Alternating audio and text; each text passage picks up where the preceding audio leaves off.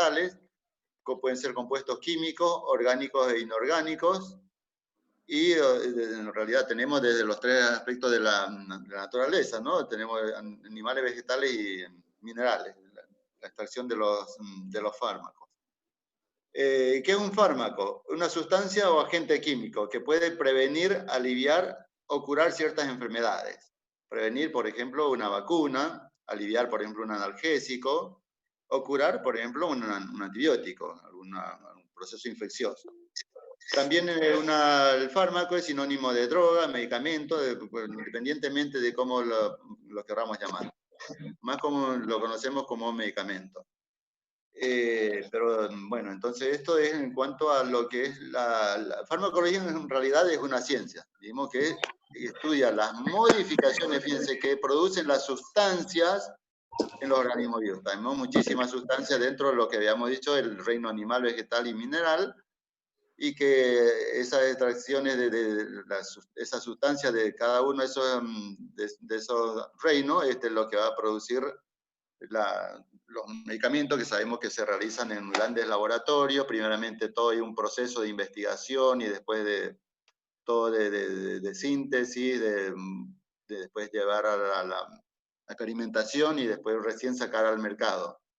Todo un proceso que, por otro lado, también sabemos que hay un negocio, un comercio muy grande en lo que es los fármacos. Bueno, dice, ¿qué estudia la farmacología? Tenemos la historia y el origen, las propiedades físicas y químicas, la presentación, los efectos, los mecanismos de acción, la absorción, distribución, biotransformación y excreción, y el uso terapéutico de los fármacos. Entonces, todo eso estudia la farmacología. Si nosotros nos vamos al origen y de la historia y origen de la farmacología, siempre de alguna manera el hombre trató de buscar una forma de mejorar su situación cuando se presentaron algunos conflictos, enfermedades, no en forma científica, pero sí de alguna manera por algún conocimiento empírico o conocimiento así no científico, pero lo tenían a mano de alguna manera sobre todo las plantas. Hasta ahora seguimos en muchos lugares utilizando los yuyos, como se dice. Y no está mal, porque cuando hablamos de la multiculturalidad, que ustedes seguramente habrán visto, habrán escuchado o habrán pasado ese tema en bases conceptuales de la multiculturalidad. Tenemos que respetar también la utilización de las plantas. Por ejemplo, acá en Misiones tenemos la utilización de muchos yuyos para el té, para el dolor de estómago, para la presión, para los cálculos renales. Muchísima gente que consume esos yuyos, y eso no está mal. Simplemente ¿cuál es la diferencia con la farmacología científica? Que del laboratorio está muy bien organizado y controlado todos los efectos digamos, que pueden producir intoxicaciones por el exceso todo producto tiene siempre un efecto tóxico. Entonces, desde ese aspecto, en los laboratorios se extrae todo ese efecto tóxico y nada más que está la parte terapéutica. De todas maneras, igual, siempre, por más que tengamos desde el laboratorio, siempre hay un efecto tóxico que si nosotros excedemos en la dosis, seguramente que vamos a tener algunos inconvenientes de salud. Bueno, eso por otro lado. También tenemos nosotros como personal de salud conocer y educar, porque nuestro trabajo no solamente se basa en 4 paredes dentro de un servicio asistencial atendiendo un sujeto de cuidado, sino también la parte de la educación es muy importante dentro de nuestra formación. Por ejemplo, educar en cuanto a la utilización de estos yuyos, de estas plantas, que pueden ser tóxicos. Cuando se dice que un yuyo para la presión, por ejemplo, tienen que tomar en infusión, Y esa infusión no significa de que tengamos que hacer hervir ese yuyo para tomar ese líquido. Simplemente es colocar en el agua hervida, retirar y tomar ese líquido, porque si no, de lo contrario, estamos vertiendo muchísimos productos tóxicos en ese líquido, y cuando ingiere va a producir toxicidad. Todos los efectos que van a, digamos, los inconvenientes que van a acarrear. Entonces, en ese aspecto. Tenemos las propiedades físicas y químicas. Dentro de esas propiedades no vamos a entrar mucho nosotros en detalle, porque no es nuestra incumbencia. La física y química, sabemos que los laboratorios tienen todo medicamento tiene un componente químico y un componente físico, y que eso hay que hacer una combinación de elementos químicos, de moléculas, de átomos para formar un producto, y que, como le decía, eso no es nuestra incumbencia. Sí, observar la presentación del medicamento, conocer los efectos, tanto terapéuticos como efectos adversos, los mecanismos de acción, como vamos a ver ahora dentro de lo que es la farmacocinética, justamente, que tiene que ver con la absorción, la distribución, la excreción de los fármacos.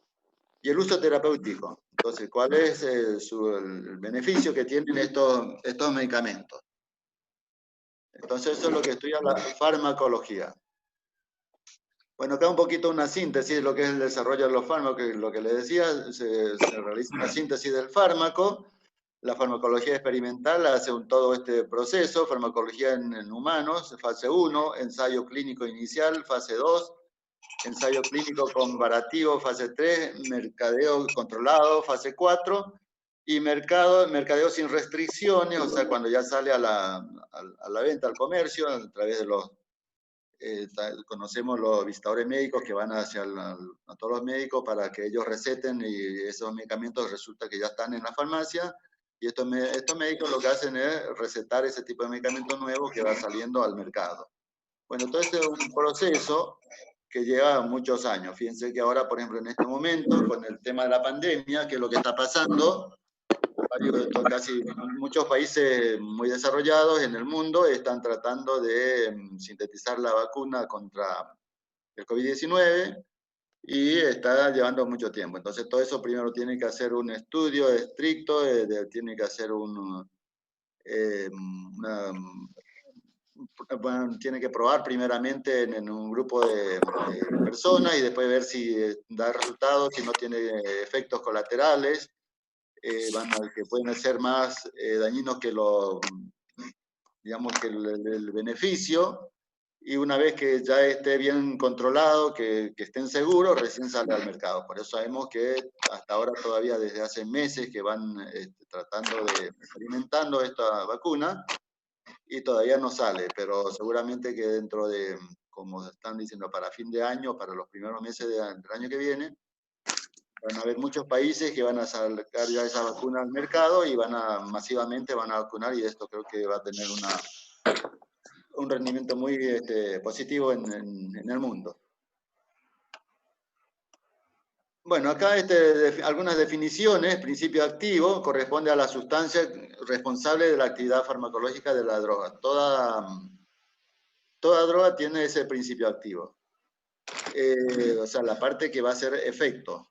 La dosis es la cantidad de sustancia a la que se expone el organismo, y el tiempo durante el que estuvo expuesto. O sea, qué cantidad, cuántos miligramos, cuántos mililitros, cuántos gramos es necesario para una toma de un medicamento, o cuánto viene la presentación. Por ejemplo, tenemos los antihipertensivos, como por ejemplo, el enalapril, que viene de 2,5, viene de 5 miligramos, de 10 miligramos, de 20 miligramos, a distintas presentaciones en cuanto a la dosis.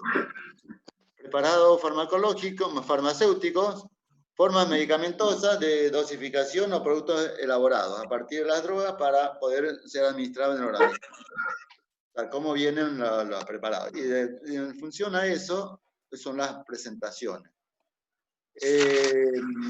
Acá tenemos los nombres de los medicamentos, los 3 nombres de cualquier sustancia o cualquier fármaco, que es el nombre químico, el nombre genérico y el nombre comercial.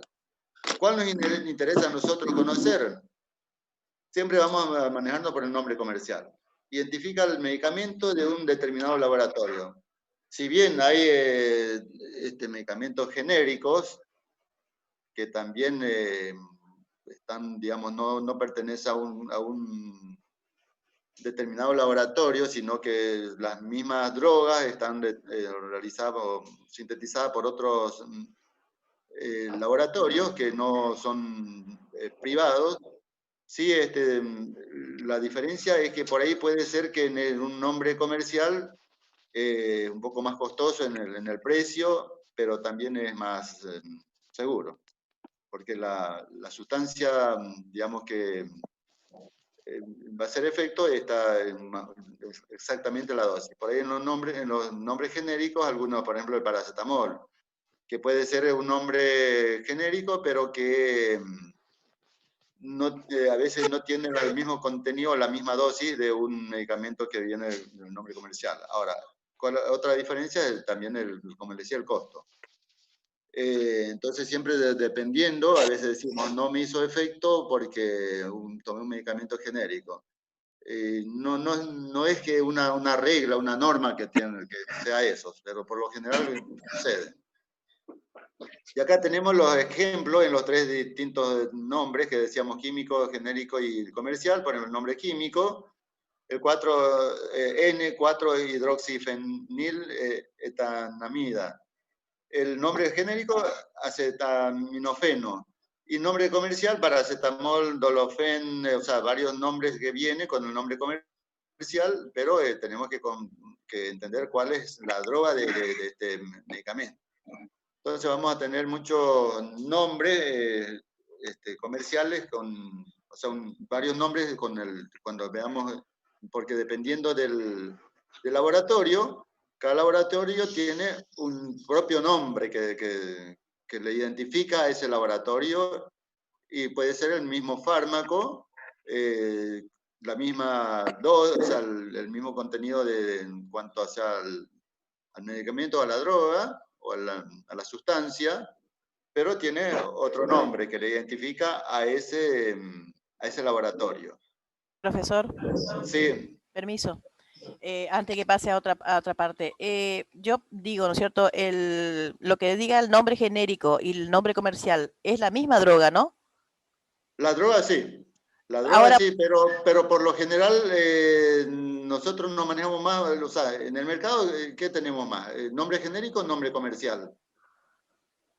Tenemos más nombre comercial, porque los laboratorios son los que más están acaparando el mercado. Fíjense que acá, por ejemplo, nosotros en nuestra farmacopea argentina tenemos aproximadamente 10.000 productos, 10.000 fármacos diferentes, 10.000 medicamentos, tipos de medicamentos diferentes, de los cuales, según el análisis que se hace, es que por ahí con 500, a lo sumo 600 sería suficiente. Pero ¿qué pasa? Como hay liberación de mercado, entonces muchos laboratorios replican o, por otro lado, un medicamento puede estar un tiempo determinado, 10 años, puede tener digamos, un laboratorio tiene que tener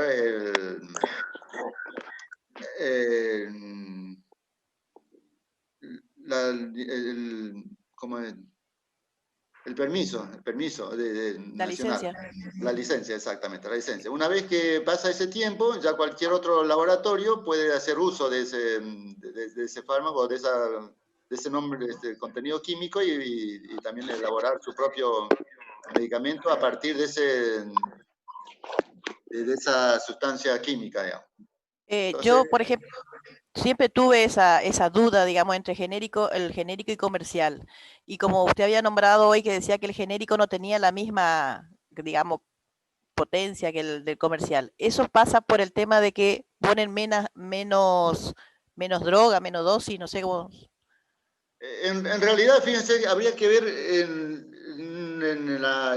el nombre, o sea, en el medicamento de la presentación dice la misma dosis. Pero en los efectos, en el efecto que hace el medicamento, al menos hay diferencia. A mí me tocó ver en una oportunidad donde acompañé a un amigo a la guardia de emergencia por un accidente. No era muy complicado, pero tenía lesiones en la columna cervical y en la cabeza, y se le había subido un poco la presión, más que por el problema, es por el susto, por lo que había pasado con el auto, porque un auto quedó destrozado y él, digamos, no fue muy grave la consecuencia.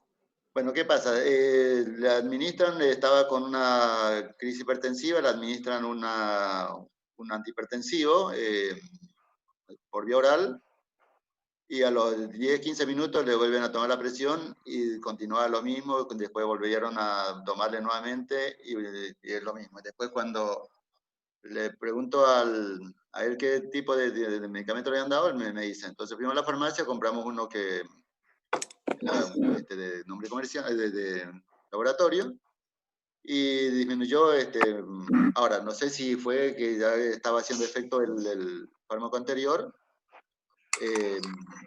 pero siempre se considera de que es un poquito menor el genérico, por eso también es el costo que tiene.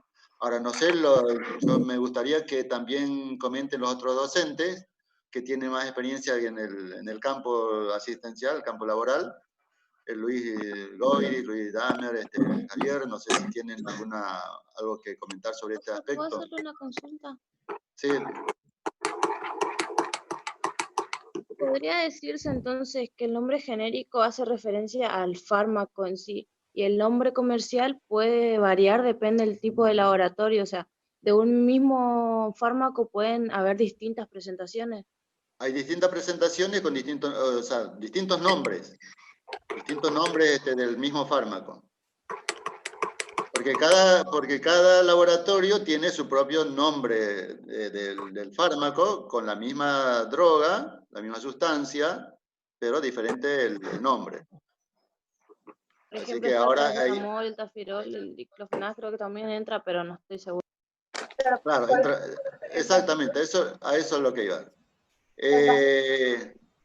Gracias por... Nosotros acá tenemos un laboratorio en la provincia donde se elaboran algunos productos, por ejemplo el paracetamol, la aspirina, esas cosas, pero no creo que no más, o algún analgésico, no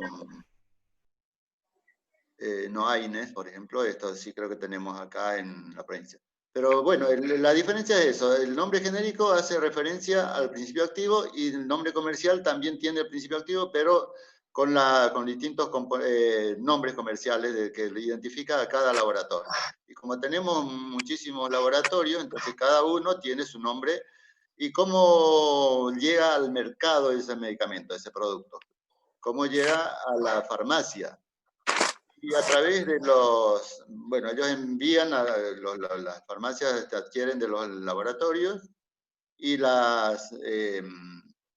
y están los visitadores médicos, quienes hacen la promoción de los fármacos. Un fármaco que sale al mercado, primeramente los visitadores médicos van a cada uno visitando a los médicos, les muestran, les explican ese nuevo producto que va a salir al mercado y que tiene tales propiedades, tales características, para que ellos después recomienden y les prescriban a sus pacientes. Y bueno, es un beneficio mutuo, que por un lado ellos reciben su remuneración, sabemos que los visitores médicos, los médicos también, y el producto sale al mercado y por más que a veces salga un producto muy caro, y que sea el mismo efecto que otro que sea de menor precio, pero ¿qué pasa? Es nuevo, el médico recomienda y ese medicamento que está recomendado, que está prescrito por el médico, el paciente tiene que ir a comprar y con un problemita por arriba en el costo. Eso es lo que pasa en la realidad. Bueno, pero eso nada más que a fines de información no compete. De ver. Simplemente sí, tenemos que tener nombre, en cada medicamento que nosotros veamos, cada fármaco, tenemos que primeramente ver la droga, conocer la droga, qué efecto produce y conocer en los distintos nombres comerciales que tenemos, qué sustancia tiene el compuesto ese y los efectos terapéuticos. Bueno, es lo que vamos a ver ahora en las próximas clases. Bueno, los medicamentos se preparan de distintas formas para facilitar su efectividad. Las presentaciones pueden ser, sabemos que son muchas, pero de las tres formas, sólida, líquida y gaseosa. Y entre ellas también hay intermedias. Por ejemplo, las pastas, las cremas. Y tenemos las distintas formas de presentación. Pueden ser dentro de los sólidos, tenemos los óvulos, tenemos el supositorio, tenemos cataplasma, emplastos, dentro de los jabones tenemos pomadas, pastas, parches. O sea, muchas formas de presentaciones que ahora no vamos a detenernos en cada uno de ellos, porque usted ya lo tiene y van a... hay cosas más importantes que ver esto. Sí, no es que sea menos importante, sino que tienen que ustedes estudiarlo, analizarlo después, tienen el material. Tenemos dentro de lo que son de uso interno, las píldoras, las grajeas, gránulos, cápsulas, glóbulos y perlas, pastillas, tabletas y comprimidos.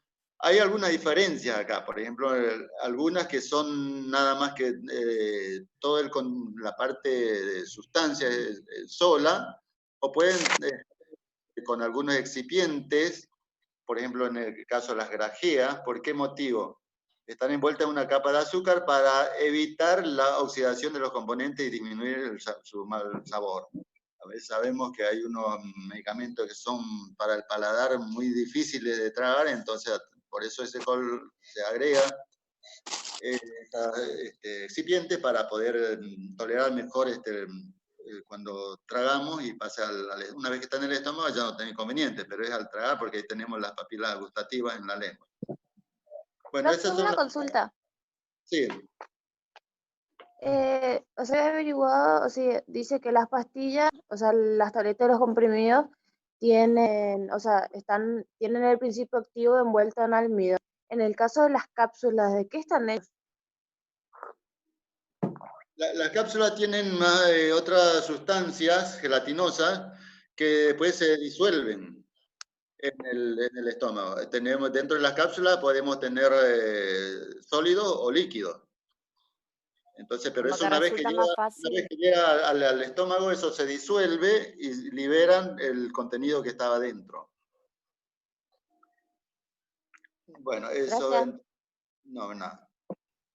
Después tenemos los líquidos, tenemos fomentos, lociones, que vamos a ver todos los tipos de lociones, gargarismos, cuando vamos a hacer las gárgaras, por ejemplo, buches, para poder refrescar de alguna manera, o tenemos algunas lesiones en la boca para poder combatir algunos tipos de infecciones, colirios en la vista, gotas, pueden ser ópticas, oftálmicas, bálsamos, lineamientos, o sea, ungüento, pomada líquida, o sea, son otros tipos de fármacos.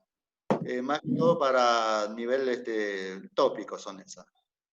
Líquido interno, están los jarabes, tisanas, pociones, enema, inyecciones.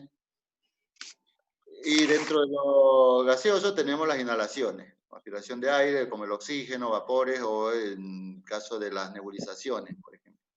Son otro tipo de presentación. Y bueno, tenemos las vías de administración. Dentro de las vías de administración, que vamos a ver más adelante, cuando entremos en lo correcto en la administración de medicamentos, sabemos que hay una infinidad de vías de administración propias de enfermería y algunas que no son exclusividad de enfermería, sino médicas, como por ejemplo la intraarterial, que no es nuestra competencia.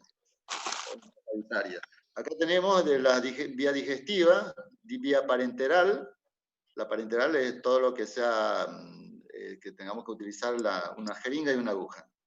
Vía respiratoria y vía tópica. Dentro de la vía digestiva, ¿cuál es la más común?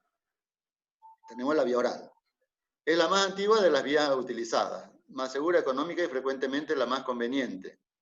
Digamos, hay ventajas y desventajas. Cada una de las vías tiene sus propias ventajas y desventajas. En este caso, la vía oral o digestiva tiene la ventaja de que es fácil, no es costosa, no cuesta mucho los medicamentos, es fácil de tragar siempre que la persona esté consciente, esté lúcida.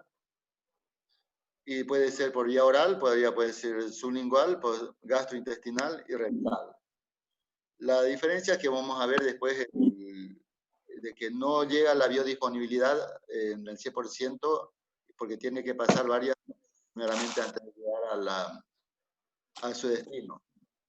Entonces tenemos en la vía sublingual y rectal, tras la absorción del fármaco, se incorpora en el circuito venoso, o sea que pasa directamente al sistema venoso, sin llegar a pasar por el sistema porta, por el hígado o por el intestino para hacer la absorción. En cambio, en la vía oral y gastrointestinal, todo lo que pasa por la vía zona nasogástrica, el fármaco pasa por el hígado antes de llegar al circuito sistémico. O sea, nosotros tragamos un medicamento, un comprimido, va al estómago, del estómago pasar, puede ser que parte se absorba o pase al intestino delgado, en el duodeno, es donde mayormente se va a absorber, va a pasar a través de la microvellosidad del intestino delgado, va a pasar a la sangre, y de la sangre va a ser distribuida.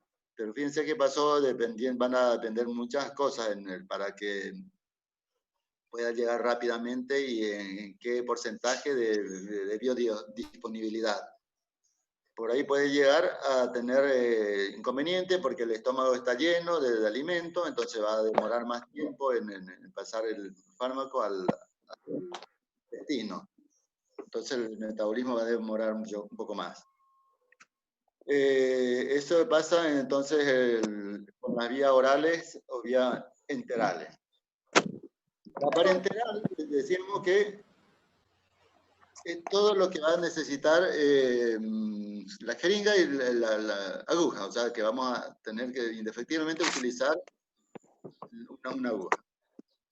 Tenemos las 4 vías, que son la intradérmica, subcutánea, intramuscular y la vía intravenosa. Cada una de estas tiene una característica, que tiene sus ventajas y desventajas de cada una de ellas. Entonces, para eso necesitamos indefectiblemente, decíamos, una aguja y una jeringa. Después seguramente ustedes lo van a ir viendo en otras materias también un poquito mejor, con más detalles. Pero acá vemos, por ejemplo, las diferencias. Si es por vía intravenosa, ¿qué es lo que pasa? Se evita el efecto primer paso, el efecto es inmediato. La biodisponibilidad de un fármaco va a ser al 100%, o sea que la totalidad del fármaco va a llegar al lugar donde necesita, porque pasa directamente a la sangre, va a ser transportada y el efecto es rápido porque la circulación no demora segundos, minutos a lo sumo, pero tenemos la utilidad de se utilizan urgencias, tiene la característica o la propiedad de recibir grandes volúmenes de líquidos, por ejemplo las soluciones, 500, 1000, un gran quemado, por ejemplo, podemos administrar 3.000, 4.000, 5.000 mililitros en 8 o 10 horas, porque perdemos líquido, o en las deshidrataciones grandes, pérdida de grandes volúmenes de líquido, y se puede ajustar la dosis. Las limitaciones, los efectos adversos que pueden pasar, no para fármacos insolubles, fíjense que esto es insoluble. ¿Qué significa insoluble? Que no se disuelven en agua. Los liposolubles, vamos a ver ahora cuáles son esos. Esos medicamentos liposolubles, como por ejemplo un medicamento que está indicado por vía intramuscular, como cronopén balsámico, una penicilina benzatínica, alguna otra droga, que son exclusivamente de uso intramuscular, son liposolubles. Ahora, ¿qué pasa si se administra por vía intravenosa? Un cronopén balsámico, nos dice el médico, administrar un cronopén balsámico porque un paciente que está con un problema respiratorio. Y se nos ocurre administrarle por vía endovenosa, porque vemos una linda vena que tiene nuestro paciente, o está con una vía parenteral, está con un suero, y le damos, y ahí rápidamente le damos ese medicamento. ¿Qué le va a pasar? Bueno, por ahí ese paciente lo máximo que puede pasar es que se nos muera, no va a provocar un embolo graso a nivel de los vasos coronarios, o si llega al cerebro, una ACV, o si llega a los pulmones, un tromboembolismo pulmonar. Fíjense que una cosa tan simple, y eso es tan rápido, porque dijimos que la circulación es rápida y el efecto también es rápido. Entonces, como tiene sus efectos, si tenemos un dolor muy agudo, por ejemplo, para tratar de calmar el dolor, lo mejor es una vía endovenosa, rápidamente va a calmar el dolor. Pero si tenemos una equivocación, también a veces no tenemos tiempo de recuperación y se nos muere nuestro paciente. Eso en cuanto a entonces a la vía intravenosa o endovenosa. La vía subcutánea se evita el primer paso, o sea, el primer paso de la absorción. Es rápida, puede ser rápida o lenta. Normalmente, ¿para qué utilizamos esta vía? Para las vacunas. Para la insulina, los diabéticos, la heparina, dependiendo qué tipo de heparina, de bajo peso molecular, vamos a ver ahora cuáles son esos tipos de heparina, después cuando entremos en medio interno.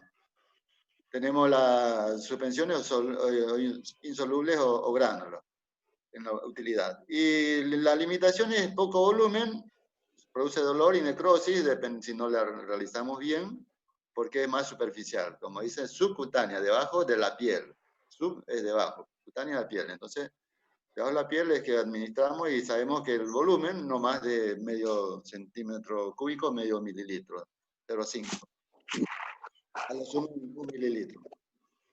La vía intramuscular se evita el efecto primero también de la absorción, es rápida, un poco más rápida que la subcutánea, se administra en solución acuosa o lenta o depósito, dependiendo de... Puede ser ambas cosas, o sea, puede ser liposoluble o hidrosoluble, se utilizan los medicamentos por esta vía. Pero no más de 5 mililitros. También hay varios lugares, que la región glútea, la región deltoidea, la región del muslo, tercio medio externo. Vamos después a ver estas vías, de estos lugares donde se administra la intramuscular. No más de 5 centímetros. Por ahí a veces utilizamos hasta 10 centímetros, pero no, la recomendación es que no más de 5 centímetros de cada lugar, por cada vez que se administra. Volúmenes moderados, oleosos, irritantes. Es la utilidad, digamos, en esta vía. Y las limitaciones no con pacientes con anticoagulantes. Vamos a ver después cuando entremos en los anticoagulantes qué es lo que pasa. Complica interpretaciones de algunos exámenes.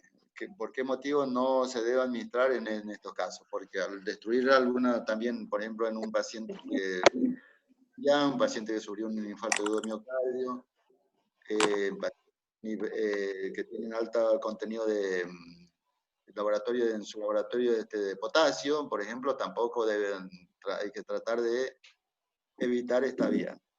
Y bueno, como habías visto ya la vía oral, nos faltaría la intradérmica, que es muy poco utilizada, más bien para algunos estudios. Antes se utilizaba para determinar la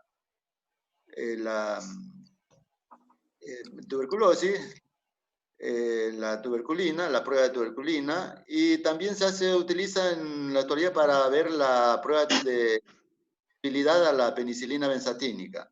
Después vamos a ver cómo se hace, porque son la única dos cosas que utiliza para esta vía. Y la vía oral, como ya hemos visto, efecto primer paso de absorción variable, dependiendo de la cantidad, dijimos, del contenido en el estómago, puede ser más rápido o menos. Si está inclusive hay medicamentos, en los medicamentos, en el prospecto, si ustedes se fijan, cada prospecto dice en qué momento debe tomarse el medicamento, si antes de las comidas, después de las comidas, porque de acuerdo a eso para que sea más rápido el efecto. Es cómodo, barato y más inocuo, o sea, menos daño. Requiere colaboración no para todos los fármacos, pacientes que pueden estar inconscientes, por ejemplo, no podemos administrarle por vía oral. Bueno, acá vemos a la farmacocinética. ¿Qué dice? Que tiene que ver con dinámica de absorción, distribución, metabolismo y eliminación del fármaco. Cinética significa movimiento y tiene que ver con el medicamento que va a sufrir desde el momento que nosotros incorporamos en el organismo hasta su eliminación. Por eso dice acá, dinámica de absorción, distribución, metabolismo y eliminación de fármacos.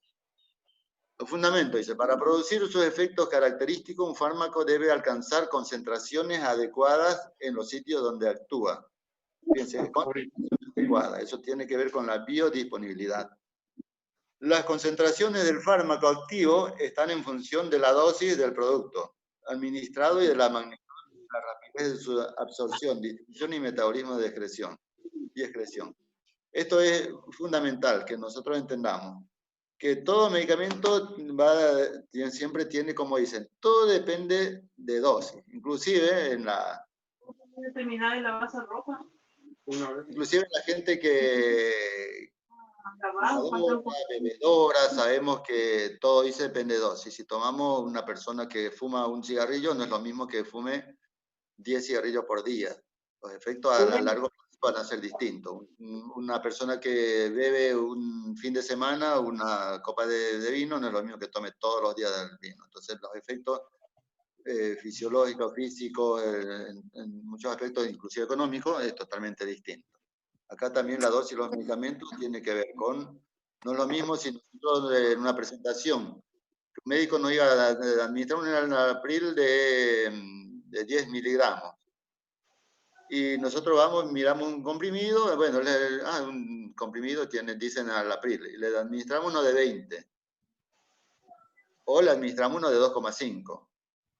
Ahí estamos o aumentando, exagerando, vamos a generar una intoxicación, o al aumentar la dosis vamos a disminuir demasiado la presión arterial, o si estamos con una menor dosis no va a hacer efecto. Entonces siempre vamos a considerar esos aspectos. Bueno, esto es la fase de la farmacocinética, que es lo que pasa con la absorción, con el metabolismo de excreción, y eso es lo que ya vamos a analizar un poquito mejor acá en esta imagen. Fíjense acá, por ejemplo. Acá hay una sigla que dice ADME, o en algunos dice LADME. Le aumentan, de liberación. Entonces acá tenemos el fármaco, que dice acá, A es de absorción, cómo ingresa al organismo.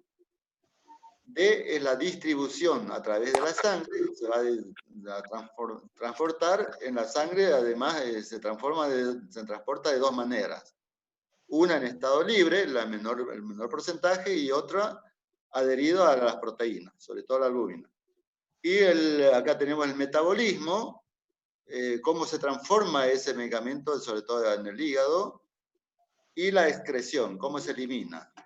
Vamos a ver cómo la eliminación hay de dos formas. Si son los medicamentos hidrosolubles, se van a eliminar por el riñón, y los liposolubles se van a eliminar por el hígado, o sea, se va a unir a la bilis y va a ser evacuado hacia el intestino, y a través del tracto digestivo se va a eliminar al exterior. Los productos tóxicos de cada fármaco, o sea, estamos hablando del fármaco. Entonces tenemos la absorción, distribución, metabolismo y excreción. Eso hace la farmacocinética. Entonces, del momento que ingresa, como dijimos, la absorción va a ser que va a absorberse desde el estómago, del intestino delgado, hacia la sangre. Una vez que pasó hacia la sangre ese producto activo, va a ser distribuido a través de la sangre, después a cada uno llega al hígado, donde se va a metabolizar, y ese producto primeramente al hígado, después a los tejidos. una vez que llegue, que ese producto de desecho se produzca, va a ser eliminado, nuevamente, como dijimos. Los productos que son hidrosolubles, los que se disuelven en agua, como la mayoría de los medicamentos que se han administrado por vía oral, van a ser eliminados por la orina, a través de los riñones. Y el resto, los que son algunos como la penicilina, como algunos medicamentos que no son hidrosolubles, sino que son liposolubles, que se disuelven en grasa, van a ser eliminados a través del tubo del tracto digestivo. Eso en cuanto entonces a lo que hace la farmacocinética. Y eso acá es lo que nos va a explicar. Entonces, acá, por ejemplo, la absorción es la rapidez con que el medicamento sale del sitio de su administración. Y lo que le decía, la biodisponibilidad, proporciona en que un fármaco llega a su sitio de acción. La biodisponibilidad depende fundamentalmente de la vía de administración. Y, o sea, dijimos que el 100% de biodisponibilidad es a través de la vía intravenosa, mientras que la vía oral es menor de todas. Acá tenemos la absorción del fármaco, nuevamente, acá tenemos en esta vía, en esta imagen, cómo pasa del medicamento, cómo va a ser transportada, digamos, desde la parte del exterior hacia cada una de las células, cómo va a ser su pasaje, a través de vía activa o transporte pasivo y transporte activo, eso lo habrán visto ustedes en química. Nuevamente vamos a la absorción y acá vemos la biodisponibilidad.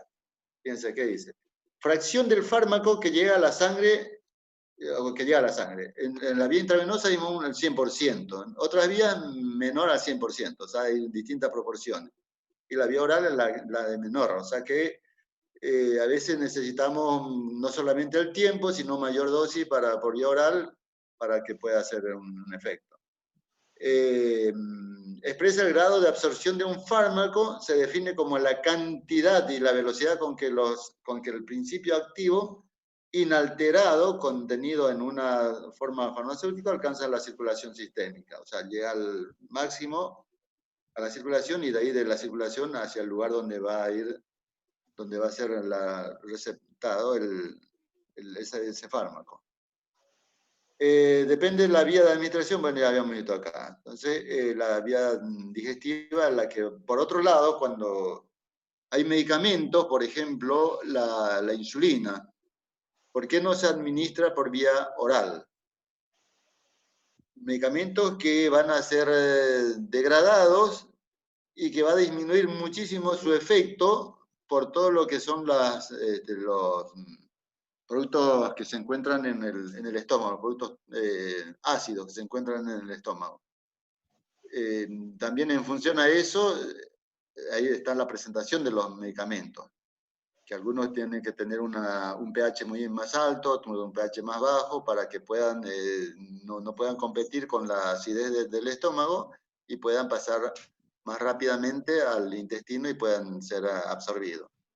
Entonces, la distribución de los fármacos dijimos que lo hacen a través de dos formas.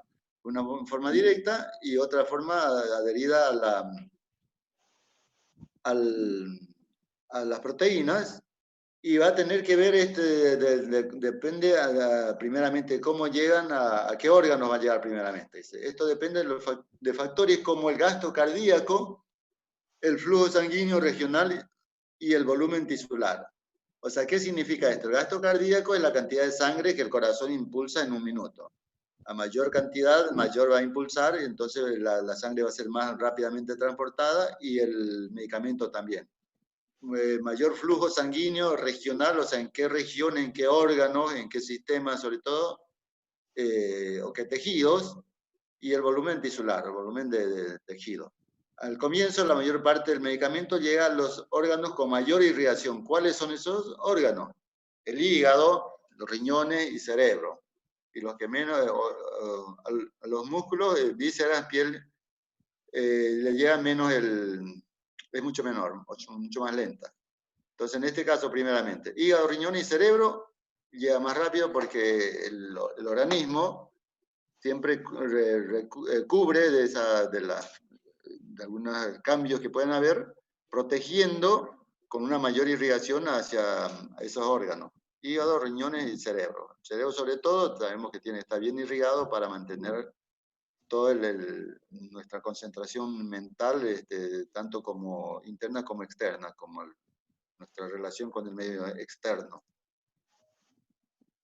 El transporte en la sangre, ya habíamos dicho que va de las dos formas, libre o adherido a la proteína, la albúmina, la que va a actuar siempre en el estado libre. Es el que va a llegar, el que va a actuar, el que va a servir como agente terapéutico, siempre va a ser el que está en estado libre, en cambio el que está adherido a las proteínas sirve como reserva, que por ahí puede utilizar o no. Y de ahí donde va a ser, va a servir para poder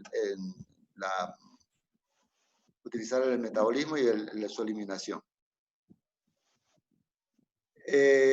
Bueno, la salida de los capilares, dice, después ya para llegar a los tejidos, va a depender de las formas, como ya hemos dicho, por principio activo o por principio pasivo. A ver qué nos queda. La acción farmacológica de cada medicamento, a ver, nos falta bueno, el metabolismo, que habíamos dicho la parte de la utilización de la parte activa y la eliminación de los productos de desecho. Eso consiste el metabolismo. O sea, en la utilización primeramente de esos productos activos, que es parte del medicamento, que a eso se denomina anabolismo. Y el catabolismo es la eliminación de los productos de desecho que queda del resto del medicamento que va a ser eliminado. Y bueno, la eliminación de los fármacos, la concentración activa del fármaco en el organismo humano se disminuye en consecuencia de los mecanismos, de la metabolización y de la excreción. Entonces vimos que la metabolización incluye esas dos partes, anabolismo, que es la absorción, y el catabolismo, la eliminación de esa sustancia, y la excreción es la eliminación ya al exterior de esos productos de desecho, que se realiza, como ya habíamos visto, por distintos sistemas y órganos. En este caso, por el sistema urinario, el sistema renal, todos los productos que son hidrosolubles. Y los liposolubles a través de la vía digestiva. También existen otros sistemas, como la piel, como el sistema respiratorio, por ejemplo, como la leche, también que se eliminan en el caso de la leche. Por ejemplo, hay fármacos, medicamentos que no debe tomar la mamá porque va a pasar a la leche y va a ser, digamos, va a tener el bebé, va a tener las consecuencias después de esos productos. Y la excreción, como ya me he dicho, bueno, esto es la excreción renal, acá vemos una nefrona, parte de un sistema renal que ustedes ya lo habrán visto seguramente en anatomía y fisiología, que lo vamos a volver a dar después cuando entremos en medio interno, no sé si la clase que viene es la siguiente, para ver cómo funciona, cómo actúan sobre todo los diuréticos a ese nivel, en varias situaciones donde se administran, y qué tipo de diuréticos. Bueno, esto entonces lo que vamos a... Y esto es un poquito como un resumen de lo que ya habíamos visto. Acá tenemos por ejemplo, la vía de administración. Tenemos la absorción y distribución, y la excreción. Acá tenemos la excreción. Por ejemplo, la vía oral o rectal viene al intestino, va a ir al sistema porta, que es la parte circulatoria, va a llegar al hígado, el hígado va a metabolizar, viene formando la bilis, de la bilis se van a almacenar esos, o se van a evacuar esos productos metabólicos, y va a llegar al intestino, y del intestino se va al exterior. Entonces, por ejemplo, lo que pasa con la vía oral, y así cada una de las vías. Entonces, usted lo que tiene que hacer es más o menos ir analizando cada una de estas. Por ejemplo, acá por un lado puede ir a la bilis, y por otro lado al riñón, y el riñón también va a ser el que va a eliminar esas sustancias tóxicas. Entonces tenemos por los dos lugares. Decíamos también por otro de las formas que pueden eliminarse, las glándulas mamarias, glándulas sudoríparas, placenta, que va a pasar al feto, y el pulmón.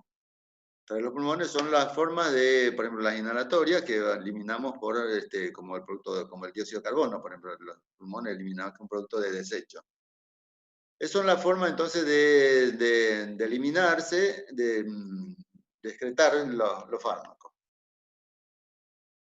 Bueno, acá teníamos una regla para la administración segura de medicamentos. Esto es digamos, una regla, es como la Biblia que tiene que ser para nosotros, para enfermería, donde tiene que considerar estrictamente estas reglas para poder administrar correctamente un medicamento y no tener ningún tipo de inconveniente. Y el inconveniente que lo vamos a tener nosotros y sobre todo va a ser nuestro atención, nuestro cuidado, que es el que va a sufrir las consecuencias. Fíjense, hubieron tantas, si les contamos, yo creo que los docentes y sobre todo los que están en la práctica directa hospitalaria, en asistencial o en supervisión, las anécdotas que tenemos del personal de alumnos que pasaron en sus prácticas hospitalarias en la administración de medicamentos. Por ejemplo, hacer un enema de Murphy, que se hace por goteo a nivel rectal y que le pasaron por vía endovenosa, porque decía administrar en goteo un enema de Murphy. Fíjense lo que tiene, una cosa tremenda que puede provocar la muerte al paciente. Que tiene aceite, tiene leche, tiene bicarbonato, miel, muchas cosas que no van directamente al torrente sanguíneo, pero aparte que no es estéril. Imagínense entonces que se le puede provocar la muerte inmediatamente, o administrar un medicamento a un paciente que no correspondía, que no consideramos que era el paciente correcto, o una vía, como les decía, que administrar una vía endovenosa, que era intramuscular, le administramos una endovenosa. O sea, hay distintos errores que vemos que se cometen. O la dosis, la cantidad también no es lo mismo. Por ejemplo, una heparina que viene, la heparina sódica, que viene por una presentación de 5 mililitros y dice 5.000 unidades por mililitro. Y cuando dice administrar 5.000 unidades, viene el enfermero o la enfermera y le administra los 5 mililitros. En vez de ser 5.000 unidades, le administra 25.000 unidades. Ese paciente se puede desangrar y se muere. Fíjense entonces, ¿cuál es nuestra responsabilidad en la administración de medicamentos? Como vamos a ver las soluciones después también. Entonces, ¿qué dice acá? Lo primero, administrar el medicamento correcto. O sea, ver de que sea ese medicamento y no otro. A veces en una cajita podemos ver un medicamento, un nombre que tiene un medicamento, pero adentro puede estar otro medicamento y nosotros pensando que ese le administramos y resulta que no era. Administrar el medicamento al paciente correcto. Entonces, ¿cómo nunca debemos de, siempre las recomendaciones, que seguramente ustedes ya saben, no decir el paciente de la cama 5, el paciente de la cama 8, sino el señor fulano de tal, que está en la cama 8, ¿cómo se llama? Y ir a preguntarle, ¿usted señor fulano de tal? Asegurarnos de que sea ese paciente y no sea otro al que le estamos administrando un medicamento, que sucede también. Resulta que en un momento dado el paciente de la cama 8 salió de alta y en ese interín ingresa otro paciente y no sabemos nosotros. Entonces vamos al paciente de la cama 8, resulta que tiene una insulina de 100 unidades, porque estaba con una glucosa muy elevada. Y el paciente que venía estaba en ayuna, estaba con una glucosa inclusive menor. ¿Y qué pasa? La administramos sin preguntarle y resulta que al minuto nuestro paciente está descompensado. Está totalmente sin responder, está con pérdida de la conciencia. ¿Y qué pasó? Una cosa tan simple que teníamos que haber preguntado y se nos pasa eso. Como le decía, también la otra cosa, administrar la dosis correcta, la cantidad, cuánto equivale, en mililitros, en miligramos, en gramos, en lo que sea, que sea exactamente. Administrar medicamentos por la vía correcta, ya hemos visto cuáles son las vías, la que corresponda, la que está indicada. Administrar el medicamento a la hora correcta, Es el de los medicamentos, de todos los correctos, digamos, es la que más nosotros va a depender exclusivamente de enfermería. Sabemos que en todos los centros asistenciales hay una rutina de horario que normalmente tiene cada 8, cada 12, cada 6 horas, cada 24. Entonces, en función a eso, uno en la enfermería programa y si es cada 6 horas, normalmente empieza a las 7, 13, 21, 19, 20, 23, y si es cada 8 horas, también si es cada 12 horas, 7 y 19 horas. Entonces, va así respetando ese horario. Otra de las cosas que pasa, registrar todos los medicamentos administrados. O sea, a veces se nos pasa de que no registramos y nuestro compañero el turno siguiente no sabemos si le administramos o no porque no está registrado. ¿Qué pasa? Le vuelven a administrar por las dudas y se le administra de nuevo. Le estamos aumentando la dosis, que puede no hacerle efecto muy adverso, pero a veces que sí. Y por otro lado, nos va a faltar ese medicamento para la siguiente dosis. Informar e instruir a los padres sobre los medicamentos que reciben, sobre todo en el niño. Otra de las cosas también que tenemos por no es una mala, creo que no es por organización, sino que en algunos lugares, ¿qué es lo que pasa? Que dos compañeros, dos colegas, dos enfermeros del mismo servicio, uno prepara la medicación y el otro va a administrar. También esa es la recomendación, de que el que prepara el medicamento administra el mismo medicamento. Porque pueden haber también errores, equivocaciones en la preparación y en la que uno prepara y el otro administra. Entonces, el que prepara, administra.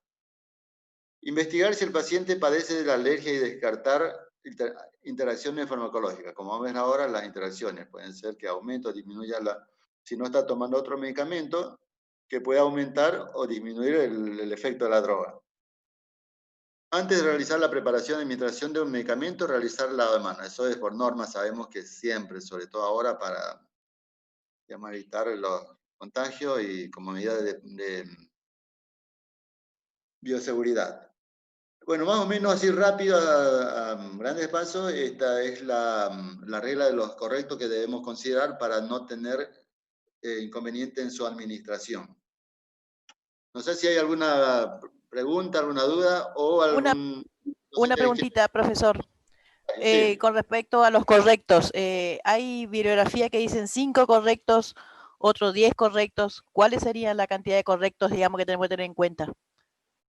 Miren, el tema de los correctos va cambiando. La medicina, ustedes saben, es dinámica, es activa, cambia en función a todo lo que se va investigando. Si nos vamos a pensar en muchas cosas que cambian de lo que era unos años a lo que es ahora.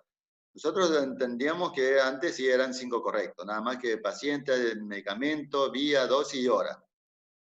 Ahora tenemos que considerar todo lo que sea a favor de una buena administración de medicamentos, considerar. Esto, por ejemplo, del registro de los medicamentos, del que prepara, administra, de informar, de quedar unos minutos después de la administración al lado del paciente para ver si no tiene una reacción adversa, preguntarle si se encuentra bien.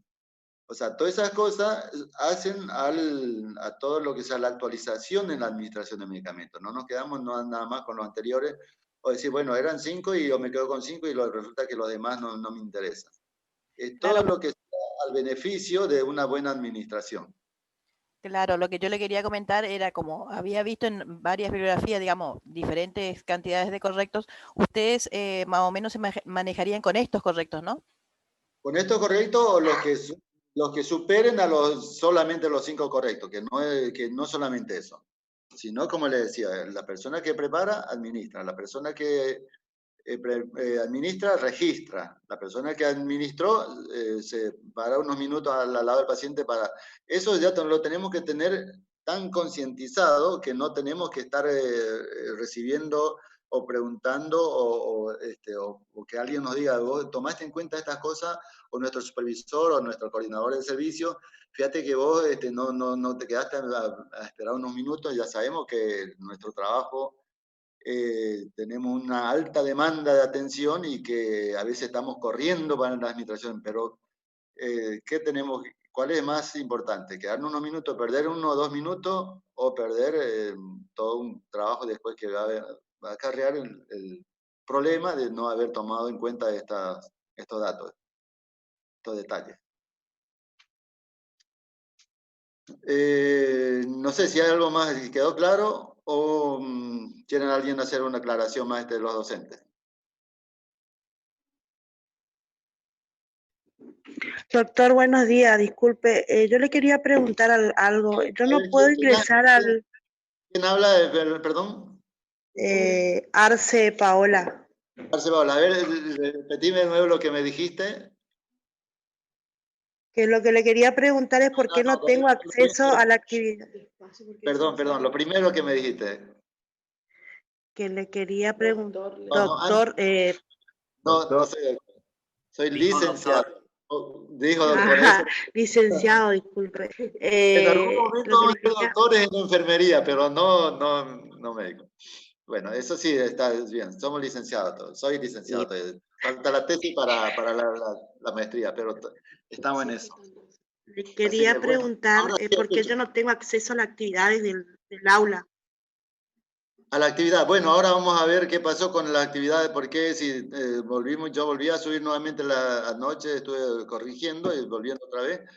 Así que vamos a ver qué pasó y qué no, porque esas actividades las vamos a realizar y tenemos que entender bien esas actividades. No solamente es para que ustedes lo tengan, sino para que lo trabajen, lo entiendan y después lo apliquen cuando estemos, porque esto es lo que todos estos medicamentos, o mejor dicho, este tema que estamos dando y los que vamos a dar después, ustedes tienen que tomar en cuenta que no es solamente para aprobar la materia, para pasar en la hora hoy de clase, sino que es para la formación de la vida profesional, que ustedes lo van a llevar a cabo durante toda su vida, y esta administración de medicamentos que ustedes estamos viendo ahora, que van a tomar en cuenta en el momento que estén trabajando, en el momento que estén realizando sus prácticas, en el momento que estén como coordinadora, como supervisora, que estén asistiendo, y tienen que tomar en cuenta. Entonces, si nosotros vemos todos estos correctos en la administración de medicamentos, no vamos a tener inconvenientes, ningún paciente se nos va a quejar, no vamos a tener sanciones, no vamos a tener problemas después. Como le digo, han habido muchísimos errores, existen muchos errores todavía por no considerar esto correcto. Justamente es como nuestra regla de oro que debemos de tomar en cuenta para la administración, así como la administración de soluciones también que vamos a ver ahora a continuación. Bueno, entonces, bueno, hasta ahí, entonces, ahora, si no hay alguna otra pregunta, vamos a pasar a este temito que por ahí medio es un poquito engorroso, pero es importante nada más que a título de recordar lo que ustedes ya conocen. A ver, ¿algún docente que quiera hacer algún comentario o agregar algo a lo que dimos? Jaime, buen día. Sí. Luis Damer soy. Sí, Luis Damer. No, por ahí recalcar lo que estabas explicando a los chicos sobre los correctos, los 10 correctos, digamos. Nosotros, por ejemplo, que trabajamos en pediatría, si no cumplimos con los correctos, como decías vos en la clase, le podemos poner en riesgo la vida del paciente porque el tema de la dosificación en pediatría, así como en neonatología también, es totalmente meticuloso. O sea, el enfermero tiene que ser lúcido en el momento de realizar la administración de medicamentos. Por ahí quería recalcar esto para que los chicos tengan en cuenta en el momento que van a leer el material, van a estudiar, que tengan presente que nosotros los enfermeros, si no cumplimos con lo que está indicado, con la dosis correcta, con la vía correcta, como explicabas vos, le pone en riesgo y hasta le mata al paciente, que ya tuvimos casos inclusive. Entonces, más que nada eso, recalcar para que tengan en cuenta, como vos diste el ejemplo del enema. Acá en pediatría, un estudiante, por ejemplo, nos dimos cuenta cuando ya estaba por administrar un comprimido diluido por la vía venosa central, que obviamente iba a producir un daño irreversible al paciente en ese caso. Así que eso nomás. Gracias. Gracias, Luisito, por tu aporte. Fíjense qué importante que es entonces tomar en cuenta esto correcto. Otra anécdota, yo les comento lo que sucedió en una oportunidad en un periférico. Viene una mamá con un bebé en brazos que tenía que administrársele un medicamento. Bueno, viene con un problema de salud. El médico que le atiende le indica al enfermero que le administre un cierto medicamento y una determinada dosis. Bueno, el enfermero, conociendo, ya teniendo una cancha, y no solamente en práctica, sino también conocimiento teórico, científico, como decía Luis ahí recién, es porque él es jefe del hospital pediátrico, y ahí se manejan con unidades o con dosis sobre kilogramo de peso, o sea, son dosis mucho más estrictas. Bueno, ¿qué pasó con este bebé? El médico le indica una cierta dosis del fármaco y el enfermero le dice, doctor, esta dosis me parece que es demasiado para el peso del bebé, para el tamaño. Bueno, ¿y qué hacen los médicos normalmente? ¿Qué dicen? Bueno, ¿quién es el médico acá? Soy yo y vos haces lo que yo te diga. Bueno, ¿sabe qué, doctor? Entonces me hace por escrito. Me da las indicaciones por escrito y yo le voy a administrar. Bueno, el médico viene, le administra hace las precisiones por escrito en un cuaderno de guardia que tenían ahí, y el enfermero le administra. Y efectivamente tiene una reacción adversa muy, muy seria. La madre va, hace la denuncia, viene la justicia, toma la declaración del enfermero y del médico. El enfermero, teniendo ya más o menos sabiendo lo que podía pasar, saca una fotocopia de la indicación del médico y lo guarda, que un as bajo la manga, como dice. Bueno, el médico viene, hace una corrección de la indicación médica a una dosis normal.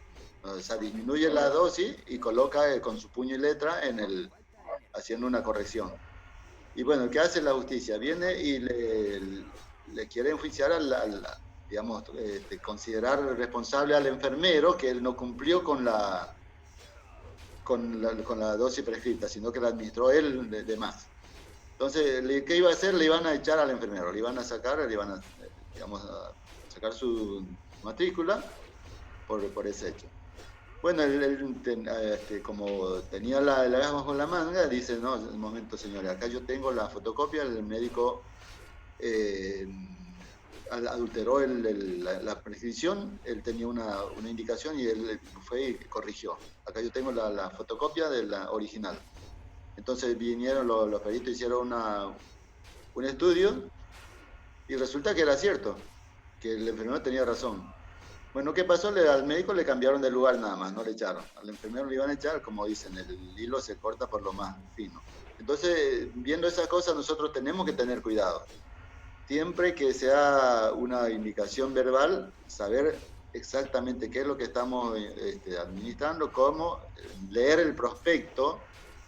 Ha ocurrido a un médico que en una oportunidad, recuerdo que inclusive los mismos familiares y todo el mundo acá le escrachó por todos lados, porque ¿qué pasó? Un medicamento de experimentación que estaban en el mercado, de un quimioterápico, de un paciente oncológico que tenía cáncer, él la administró por una vía experimentando que no correspondía, que estaban en realidad recién en vía de experimentación.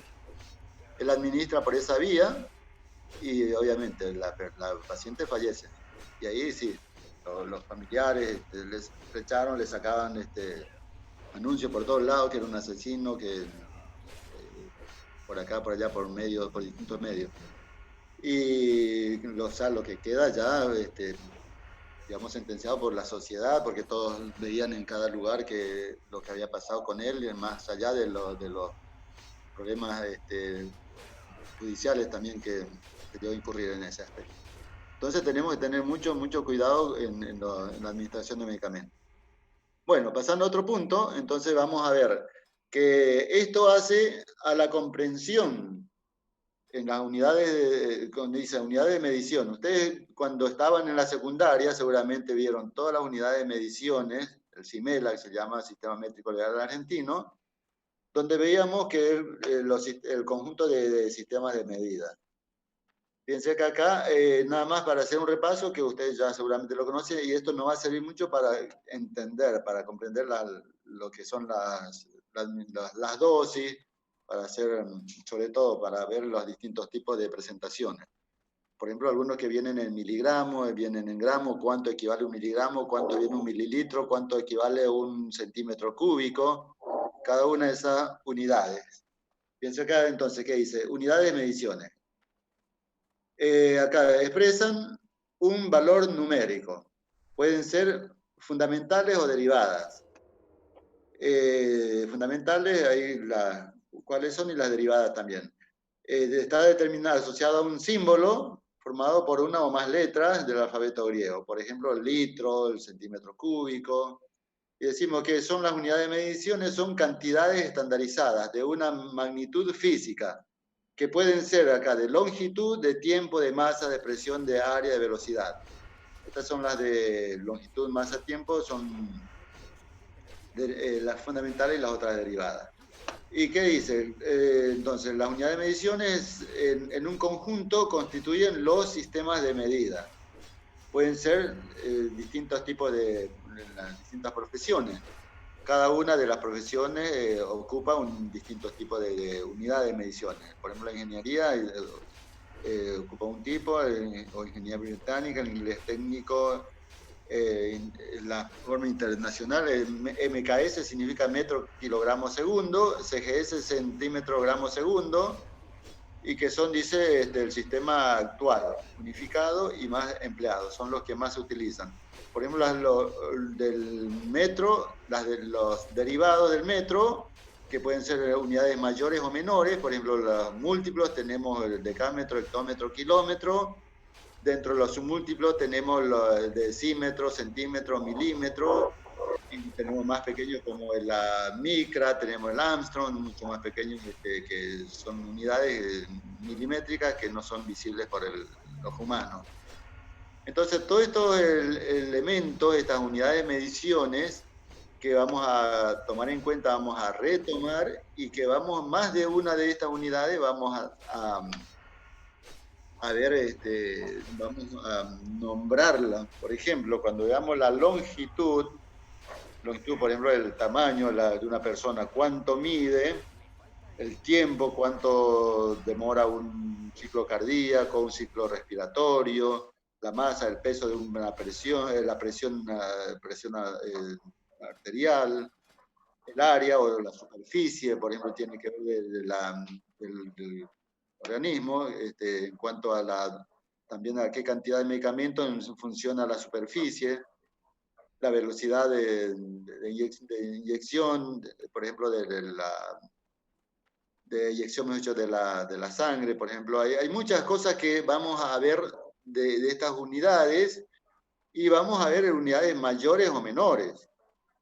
Vamos a ver, por ejemplo, acá el tiempo, en metros, hemos hecho segundo, minuto, hora, día. Son muchas unidades, mayores o menores, de la unidad fundamental, que en este caso es el segundo.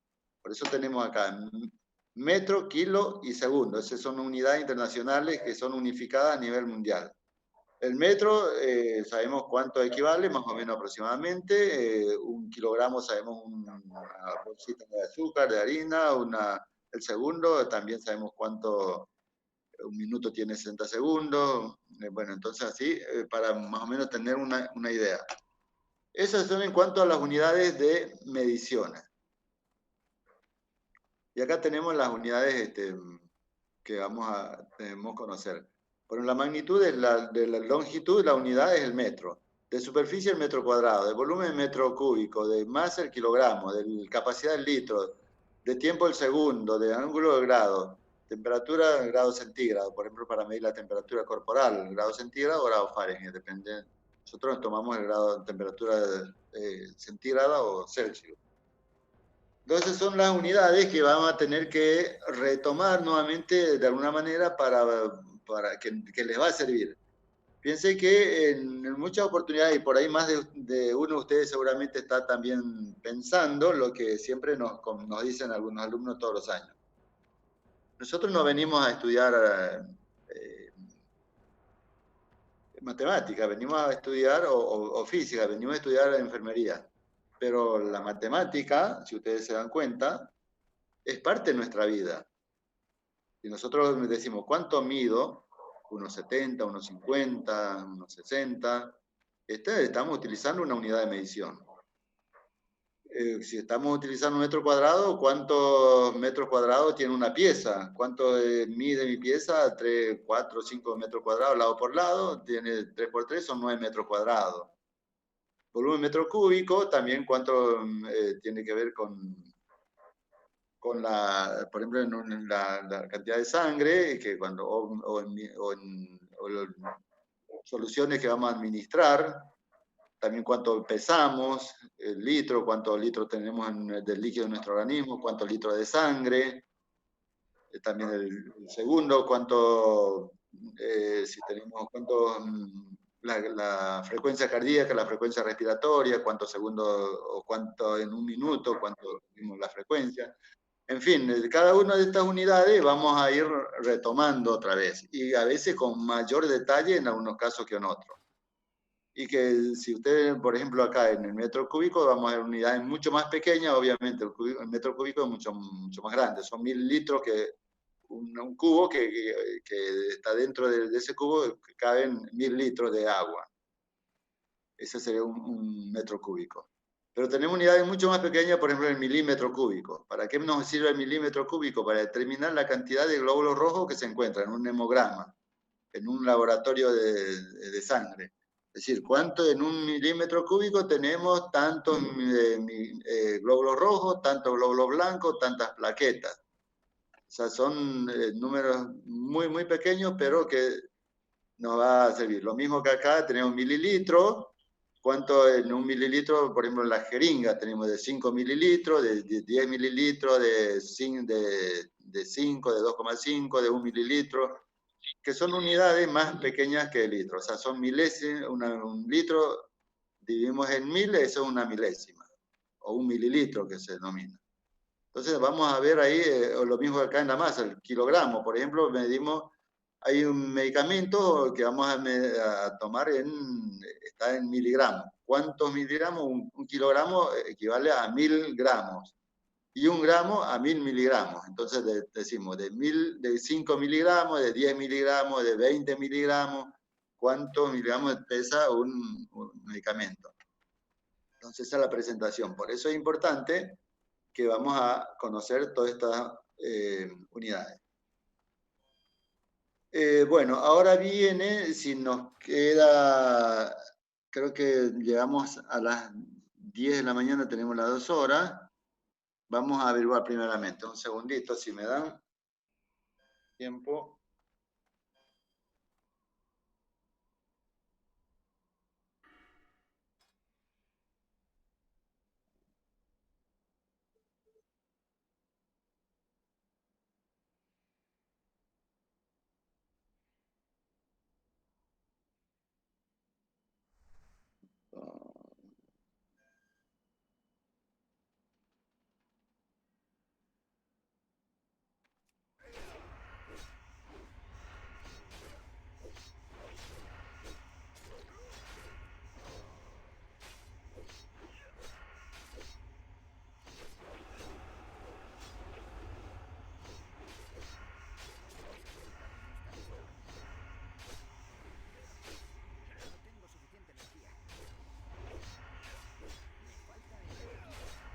Bueno, quería hacer una consulta.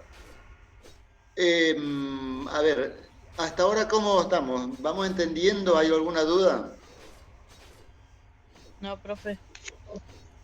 Bueno, Vamos lo que bien. quería preguntarles, quería ver de alguna manera, necesito saber si hay alguien para ingresar a otras personas, no sé cuánto, llegamos a 100. Por si estamos más, hay otras personas que van a ingresar después, vamos a tener que parar acá y continuar la otra clase ya para llegar hasta las 2. No, no está, cuídate esa otra. Parece la India. ¿Cómo? A ver, un segundito, voy a hacer averiguar primeramente, ya les digo.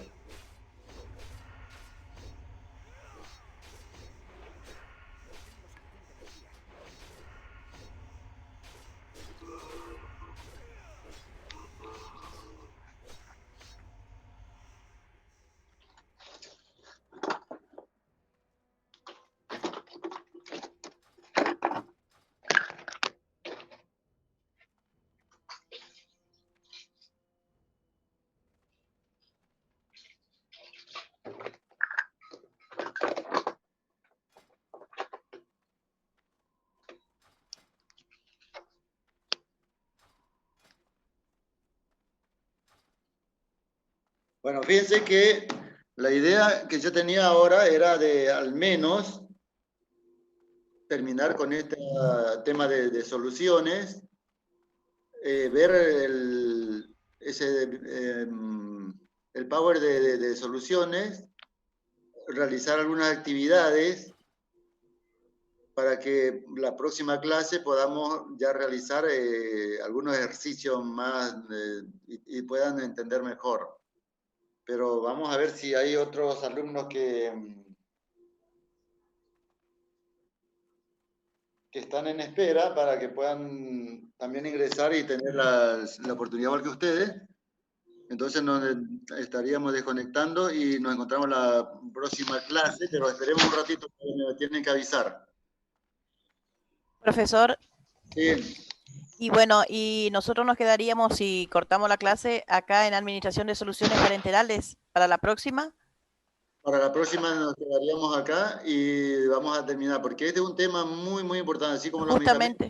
Justamente muy importante y muy, o sea, justamente a eso quería llegar. Acá, mientras que ustedes no entiendan todo lo que es la administración de soluciones parenterales, no vamos a pasar a otro punto. Pero tampoco nos podemos quedar todo el año con este tema. Bien, bien. No, era para ver, digamos, para que usted explique, porque, o sea, capaz que explicándole a usted entendamos mejor. Profe, Sí, esa era la idea. hay un video ahora. en la aula que explica, ¿no? Hay un video justamente que yo les subí para que les explicara, que es lo mismo que vamos a explicar, pero por ahí tienen alguna duda, entonces pero si ustedes pueden ver ese video, ahí lo explica muy bien. Lo mismo que está en el video, nosotros vamos a hacer acá la explicación, pero al margen de eso, ver las actividades de esa guía que yo les había dado. Ahora, ¿por qué es importante que ustedes entiendan? Porque para el año que viene, cuando lleguen a segundo año y entren en el tema, en la materia o en la cátedra de adultos y adultos, ahí ustedes les van a dar muchísimos ejercicios, muchos planteamientos, muchos estudios de caso, para que ustedes resuelvan. Y el tema es que siempre vuelven a acudir a nosotros para preguntarnos, ¿cómo se hace esto? No tenemos idea porque nos dieron... Cálculo de goteo. Cálculo de goteo. En algunos ejercicios que van a dar. Una consulta. Sí.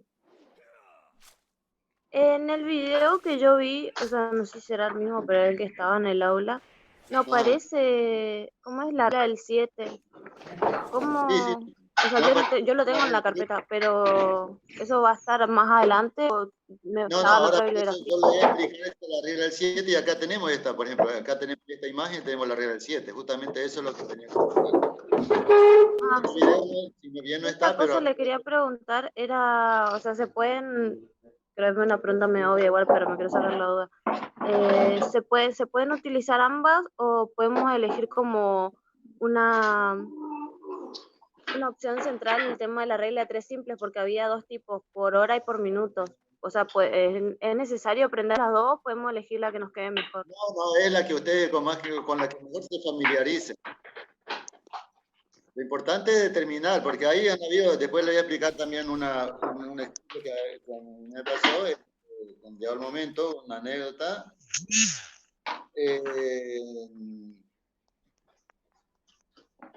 Bueno, pero entonces vamos a ver cómo se realiza. Gracias. Bueno, entonces, a ver, tenemos otro inconveniente, de que la que hace de...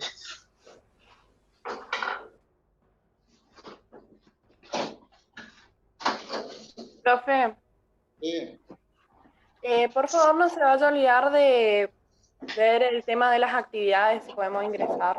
sí, voy a fijarme.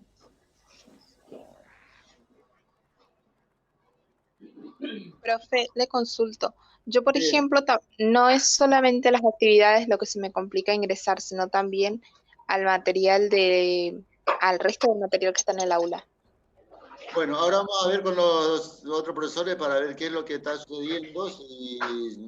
Yo supuestamente en 2 o 3 oportunidades volví nuevamente a subir y a ver si no sé si todos tienen el inconveniente o algunos que no pueden subir. Que sí. Todos tenemos el inconveniente, profesor. ¿Con qué O sea, nadie- materiales?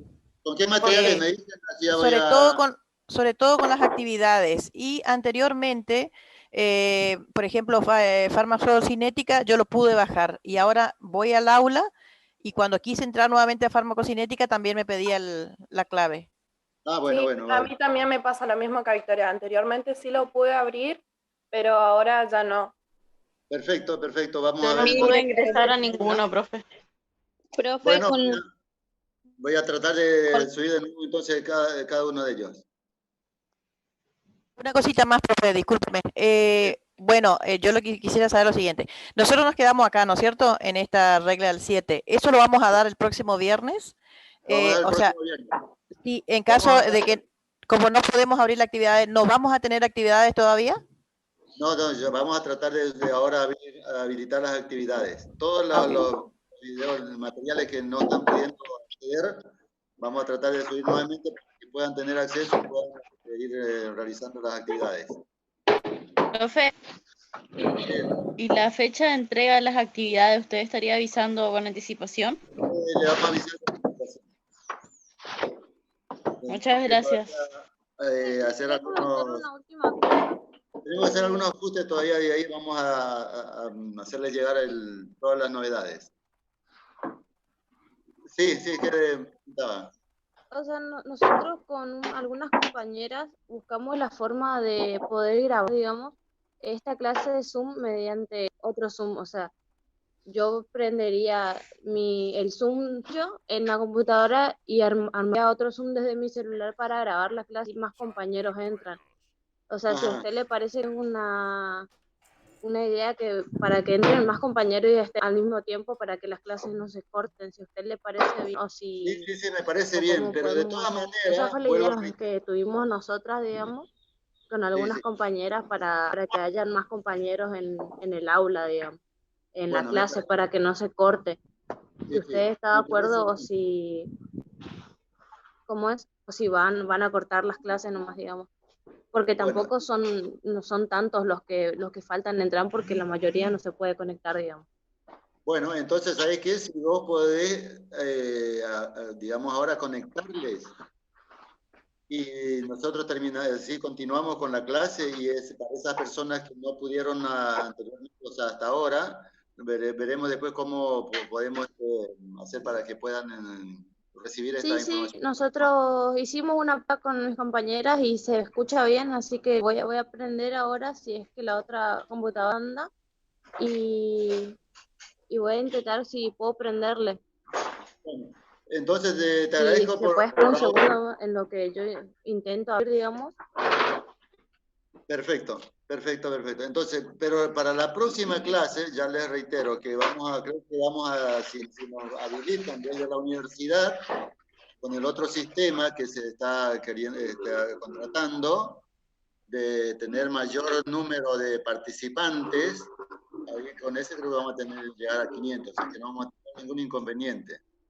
Entonces, para la próxima clase ya me prometieron que vamos a tener esa accesibilidad, entonces ya directamente empiezan todo. Entonces, si vos podés accederle a tus compañeros para que todos se incorporen, continuamos la clase con este tema de soluciones. Ahí la estoy prendiendo, enseguida le aviso si se conecta, profe. Bueno, perfecto. Profesor, ¿los que estuvimos acá ahora salimos o usted va a continuar la clase? No, continuamos la clase. ¿Continuamos? Sí. Ah, buenísimo. Vamos a continuar por lo menos para este tema más para dar. Y no, si quieren tener unos 5 minutos, tomarse unos 5, nos tomamos y después continuamos, como les parezca. Profe, permiso. Quería decirle, pero los que recién no escucharon lo anterior de la clase, sería injusto para ellos que no escucharan la clase anterior, lo que dijo en las horas anteriores. Sí, por eso le dije, ahora vamos a ver cómo arreglamos para que ellos también tengan la información que la tuvieron ustedes. Pero para que no sigan perdiendo o no se corte y ustedes no puedan continuar, ahora nosotros continuamos. Todo, la totalidad, si vos le accedes a tu compañera, entonces continuamos con la administración de soluciones y lo que no se dio, lo que ellos no recibieron, después vamos a ver cómo hacemos, que son lo que deben de ser menos. Profesor, una cosita más, si usted me permite, le pido permiso para decirle a los chicos, por favor, que tienen el micrófono abierto, que lo cierren, porque mandamos mensajes y no nos hacen caso y es muy molesto. Discúlpeme. Exactamente, sí, se les va a pedir, por favor, que cierren todo su micrófono. El que quiera hablar, pide permiso y habla, todo está en su derecho. Bueno, ¿estamos entonces? No sé si hubo solución con la conectividad con otros compañeros. Me espera un segundo, profe, ahí está, estoy intentando ingresar. Vamos a esperar.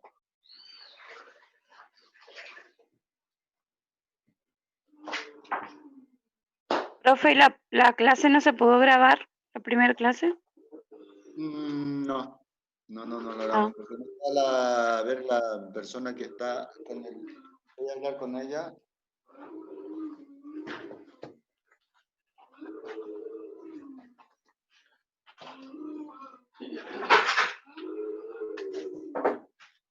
Jessica, por favor, te pido tu micrófono, mamá. Por favor.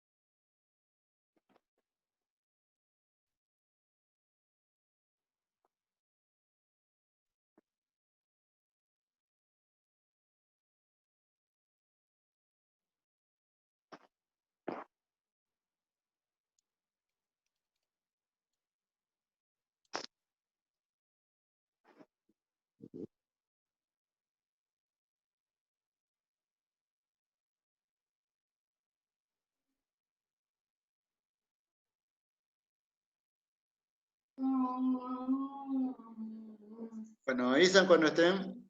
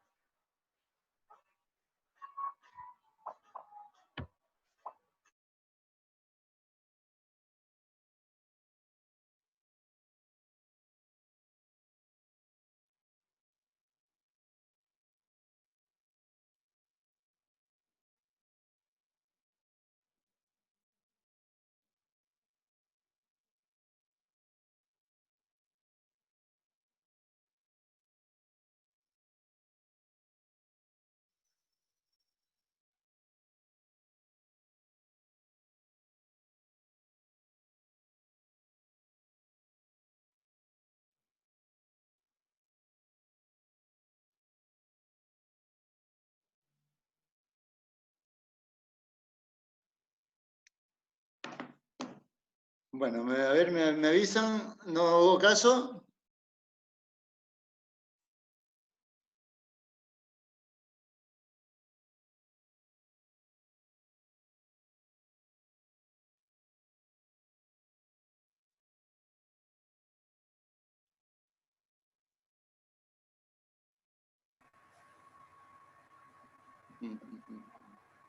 ¿No pasó nada con la conexión o sí es posible? Profe, ¿puede hablar de nuevo a ver si se escucha? Ahí estoy grabando. Sí, hola, hola, hola. Hola, ¿me escuchan?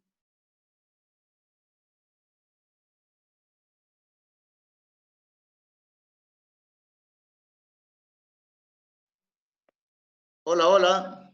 Hola. Yo le escucho, sí, profe. Ah, bueno, entonces vamos a ver si, dar unos minutos a ver si puede conectarse con la compañera.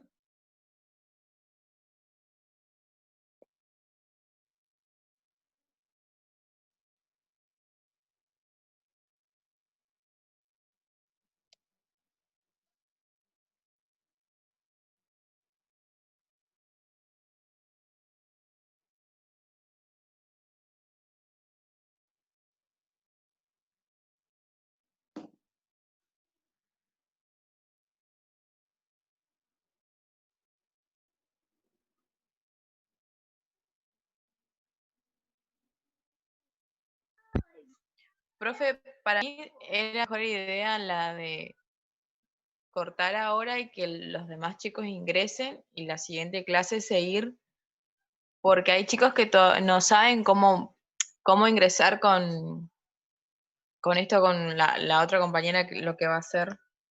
Bueno, vamos a hacer eso, para no perjudicar a ninguno y ustedes también, digamos, para que tengan la misma posibilidad ellos que ustedes. Buenos días, Entonces profe. nos desconectamos entonces con ustedes ahora. La clase que viene vamos a tratar de dar todos y vayan viendo todo lo que ya se les había dicho. Cosa que este tema que vimos hasta ahora, las soluciones de administración de soluciones parenterales, ya volvamos con un nivel de conocimiento que nos permita participar, ya no solamente de ser receptores pasivos, sino que ustedes ya participen y comenten y en función a lo que van a ver en el material, en el video y en la guía de goteo. Así que para eso quedaría para la clase que viene. Entonces con el otro grupo también ahora nos ingresamos y cualquier cosa que si es que quieren entrar en el chat, vamos a estar atentos para algunas consultas que quieran hacer. Gracias, profe. Bueno, me alegro que haya sido. Que pasen bien, gracias por atender, por conectarse y a estudiar, chicos. No queda Gracias, otra. profe. Gracias, profe.